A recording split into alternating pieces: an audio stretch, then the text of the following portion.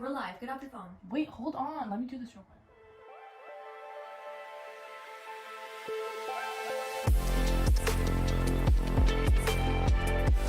Hi guys, it's your host Amanda, Pranaya, and Krabani. and we're back for yet another episode. Today we'll be discussing the negative effects of technology on an individual as well as its overall impact on society. As it has evolved, technology has become such a big part of our lives, and we see it everywhere in our day-to-day lives.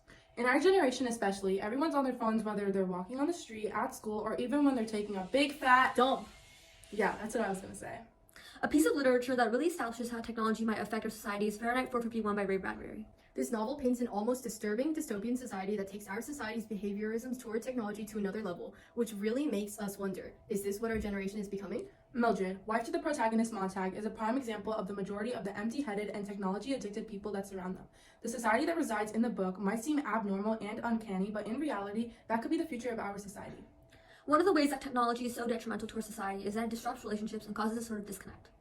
Yeah, I agree. For example, BYU states that 55% of the population feel like their spouses or partners spend too much time on their cell phone, and I feel that this really shows the barrier that technology has created. Yeah, you know when a person is trying to express their feelings to someone, but their lack of attention makes them feel sort of insignificant and like whatever they say is unimportant? Yeah, like when their eyes are glued to their phone and they just pretend to hear what you're saying by going like, I feel like Fahrenheit 451 is a perfect example of how technology can disrupt human interaction in our relationships. This can be seen through the dynamic of the characters Mildred and Montag. Yeah, Mildred's obsession with the family and her seashell ear thimbles created a separation between her and Montag. She doesn't even seem like a real person because of how much she has been completely absorbed and brainwashed by her devices. A prominent part of Mildred's life is to show the family, which she earnestly refers to as the relatives, almost establishing a closer relationship to them. She feels as though she is a part of the family or one of them. One example of this is in the novel is on page 48 to 49 when Montag asks Mildred to turn off the parlor and she says, "That's my family." She's almost defending them and is completely delusional in her beliefs that she is part of the family. Instead of putting her energy towards the real important people of her life like Montag, she is channeling this energy to form artificial relationships with people that she doesn't even know personally. I feel like this is similar to how people are so obsessive with people they see on the screens like actors in TV shows or TikTokers. They spend so much time watching them that they spend more time with them than their actual family. This makes them feel as if they have a bond when in reality it's all artificial. She has no regard for anything, which includes Montag, and even important things like finances due to her obsession. As we can see in this quote on page 20 from the novel, "How long you figure before we save up and get the fourth wall torn out and a fourth wall TV put in? It's only $2,000.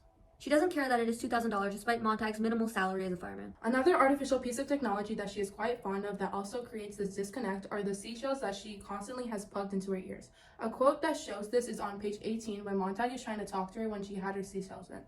The author writes, "She had both ears plugged with electronic bees that were humming the hour away. She looked up suddenly, saw him, and nodded. 'You all right?' he asked. She was an expert at lip reading from 10 years of her apprenticeship at Seashell Ear Thimbles. She nodded again."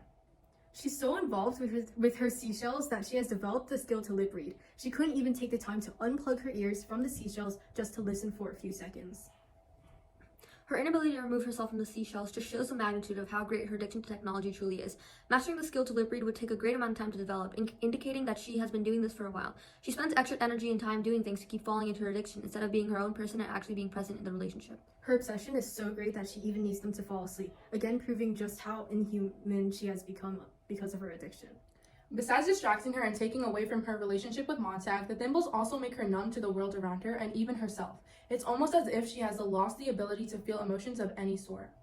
The technology of seashells or thimble radios is eerily similar to earbuds or headphones in our world, and so they share the same negative effects of blocking the real world from those who overuse them. A quote that shows this idea is on page 12 where it says, "In her ears, the little seashells, the thimble radios tamped tight, and an electronic ocean of sound. The room was indeed empty. There had been no night in the last 2 years that Mildred had not swum that sea, had not gladly gone down in it for the third time." It's important to note that the room is described as empty when Mildred has them in, showing that she's so absent-minded that nothing even matters to her. Devices such as earbuds, AirPods, and headphones can be used anywhere due to their portability and convenience. This makes overuse common, which can be incredibly dangerous. When kids use them in schools, earbuds are easily hidden and can be a distraction from learning. When someone is on a walk, they may not be able to hear warnings from another person. For example, if a biker is behind a pedestrian with earbuds yelling, "Watch out!" the pedestrian might not even react and get hit. Psychology today suggests that when an individual has earbuds in, it is difficult to tell the emotions we're feeling because it distracts us from noticing our emotions. We see this in Mildred's apathetic nature and how it has impacted her psychologically.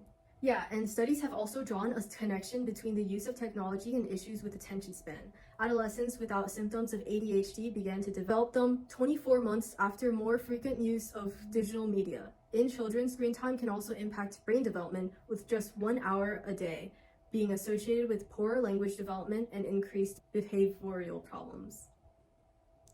Through the characterization of Mildred Montag, we can see how technology, especially in this dystopian world, can create disparity and disconnect in marriage and other meaningful relationships. Mildred always has a seashell in her ear and is always watching the family, taking away from her time with Montag. While reading the book, it feels as though she isn't even aware of her husband, as she is completely consumed with her technology. Her obsession and addiction has led to becoming empty and desolate inside. Even in our real world, we can see this happening to people. A person can become so addicted to technology that they do not even resemble their former self at that point. That concludes our podcast on technology, addiction, misuse, and how we can see this theme being prevalent in Fahrenheit 451. Bye!